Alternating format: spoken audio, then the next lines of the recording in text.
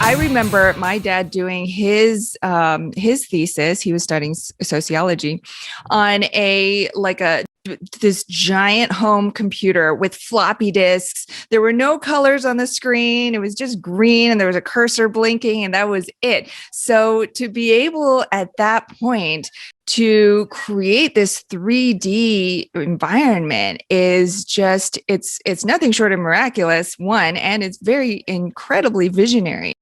And so it sounds like that was something that carried through as you went into these CEO roles. Then the other thing is with all these fields, right? Academia, computer science, being the CEO of these companies, it seems like in most cases, it was a male-dominated field and you were coming in as a woman.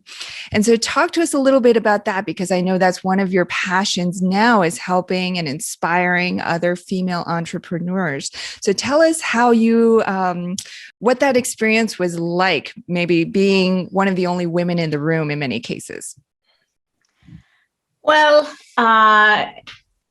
it kind of just happened gradually because I was interested in technology more than architecture. I think in architecture, it was mixed. We were 50-50 there.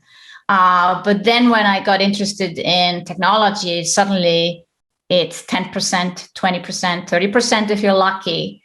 But it fitted me very well. I even talk about it with my husband that I have a lot of male energy. And he has female energy. It doesn't mean he's less masculine. It is just like who we are, the way we are. I'm very driven, ambitious, and things that some women might be interested in. I'm like, I'm not. Like, I don't do my nails. I don't care if the hairdresser has closed in a lockdown. I go once a year. I have my hair cut. I have done my nails, but it's not like, I really don't care. This doesn't bother me at all. I like to dress up. I have nice clothes. I have, fancy shoes and handbags, but I guess I'm not as girly as some women. And so coming into a male-dominated world where there wasn't so much discussion about these girly things, actually, I was like, this is quite refreshing. I like it. I don't need that talk. It doesn't bring me anything. And it's even today, if I'm invited to a party and I see a group of women and a group of men, I'm like, who do I go to? If I want to talk business, I wouldn't go to the group of women, sadly, because if I want to talk business and, how do we invest even, that's not the group that would be talking about it. They're talking about a spa, and I'm like, I don't want to go to a spa. It's not that I don't do those things. I'm definitely a woman and I like these things, but it just doesn't consume me as much. And I've always wanted, to move forward, to make progress, whatever that progress is. And I gravitate towards people that do that. So being in a business where it's mostly men didn't bother me at all. But I started to think about, okay, what can I do? So when I became a CEO finally and had a bigger decision power, I was like, okay, there are 30% women here. How can we make it 50? Or how can we even make it 30? So I was trying to hire programmers, female programmers. That was very hard. And when I hired some, it turned out they were sometimes not as good as the men. It's not because women are not as smart. The reason is more that the guys went home and in the evening, they did another website for their uncle.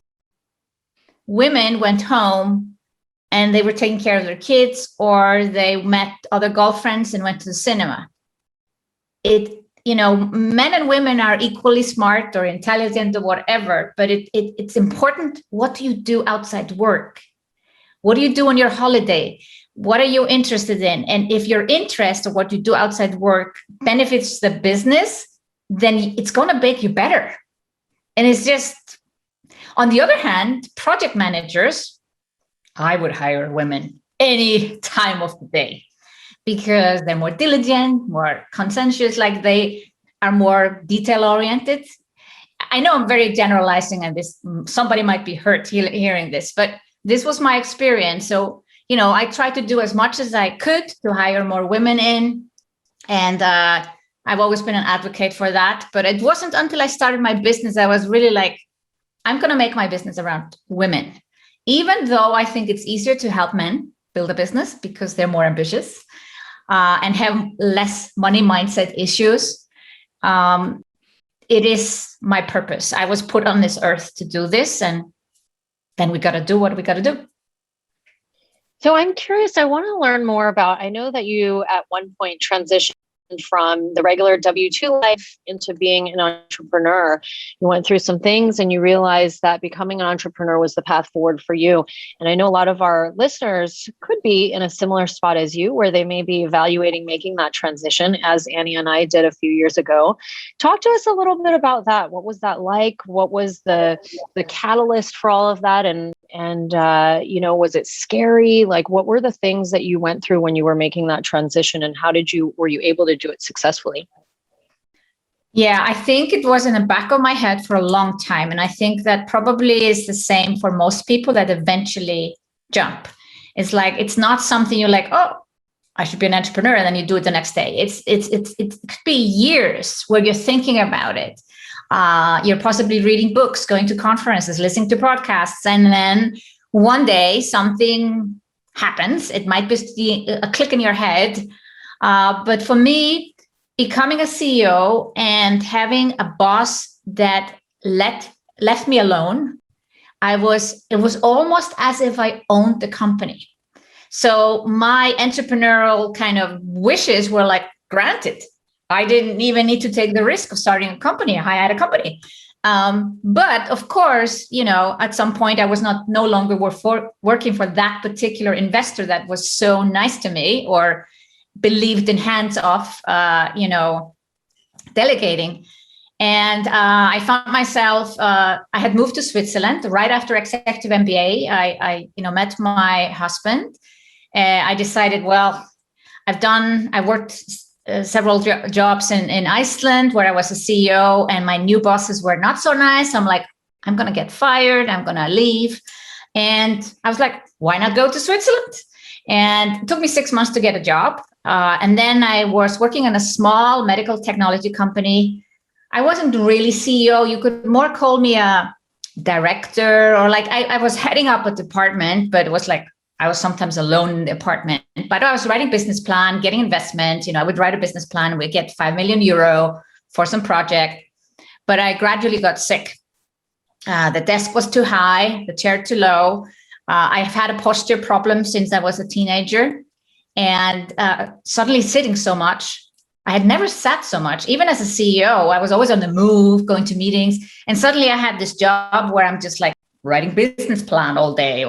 And it made me sick. I was starting to get headaches on Fridays, and then Thursday, Friday, then Wednesday, Thursday, Friday.